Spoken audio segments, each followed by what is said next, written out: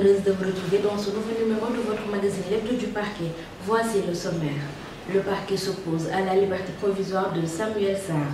Procès Karim Wade, un relevé bancaire brandi devant Alioune Dassé. Le parquet tente un link entre ABS et AHS et on trouve le compte de Monaco. Coupable de tentative de viol, de vol et de coups et blessures volontaires, Sadibou Diagne attaque Sarr, lui ôte sa petite culotte, tente de la violer et prend 2 ans de prison. Le développement, c'est dans un instant.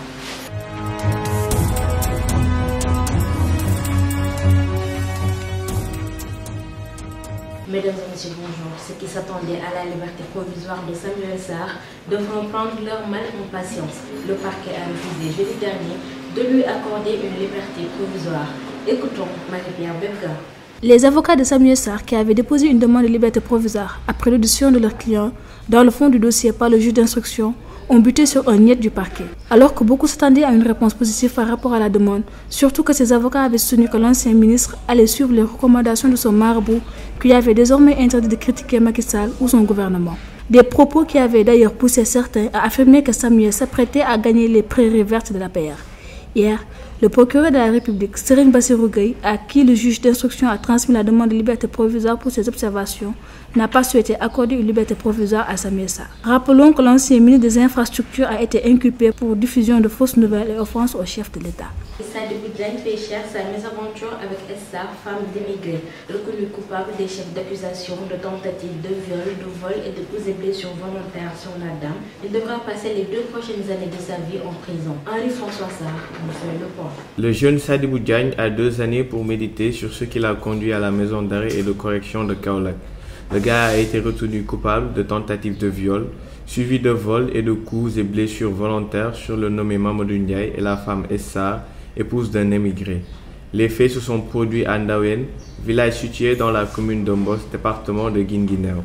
Le 21 août dernier, la dame Sarr s'est rendue au champ avec ses enfants pour apporter le repas aux paysans. Sur le chemin du retour, alors qu'elle est sur une charrette, Sadibou Diagne l'aborde et monte sur la charrette sans son consentement. Un dialogue de sourds s'installe entre la dame et Sadibou Diagne, puisque ce dernier ne parle que sérère et l'autre communique qu'en wolof. Croyant que la dame le largue, le sieur Diagne décide de se faire comprendre d'une autre manière. Du haut de la charrette, il saute pour la brutaliser. Face à la résistance de cette dernière, Sadibou décide de l'étrangler avec un foulard qu'il tenait par devers lui. Son action réussie, Sadibou maîtrise Madame Sarr avant de lui ôter sa culotte. Profitant de sa position dominante, il lui arrache ensuite sa chaînette en or et son téléphone portable en attendant de coucher avec elle.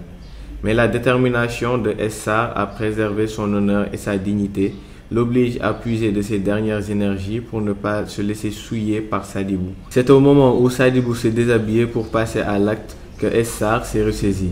Elle lui donne un violent coup de pied et réussit à se défaire de son agresseur le temps d'1 minute. Mais c'était sans compter avec la détermination de Sadibou Diagne à satisfaire sa libido. Il se relève et attaque encore sa victime. Dans cette bataille, Mamadou Ndiaye intervient. Une bagarre éclate entre les 2 hommes, mais devant la corpulence de Diagne, Mamadou Ndiaye n'a eu aucune chance de le neutraliser seul. L'agresseur réussit à lui donner un coup de coupe qui l'atteint à la mâchoire et à la main gauche. Ce dernier tombe et gît dans son sang. Encore seul avec sa victime, Sadibou monte sur elle et essaie de la prendre.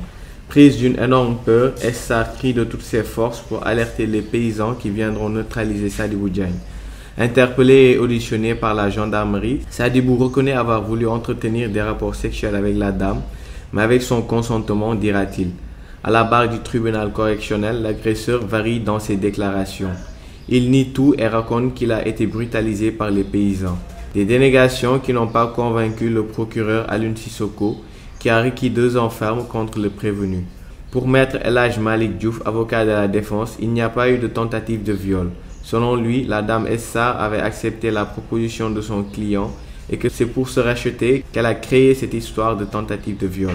Il a ensuite demandé des circonstances atténuantes pour son client, car selon lui, le prévenu était à la recherche de 13 bœufs volés appartenant à son père et par la même occasion, il avait perdu les 100 000 francs qu'il avait par devers lui.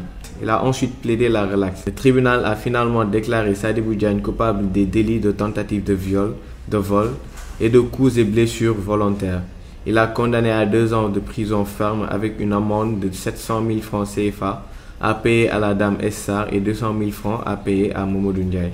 Le parquet spécial a brandi jeudi devant le directeur général de ABS, Alioune Samba Diassé, un document attestant une transaction financière contre sa société et AHS, ce que les avocats de Karim trouvent inacceptable.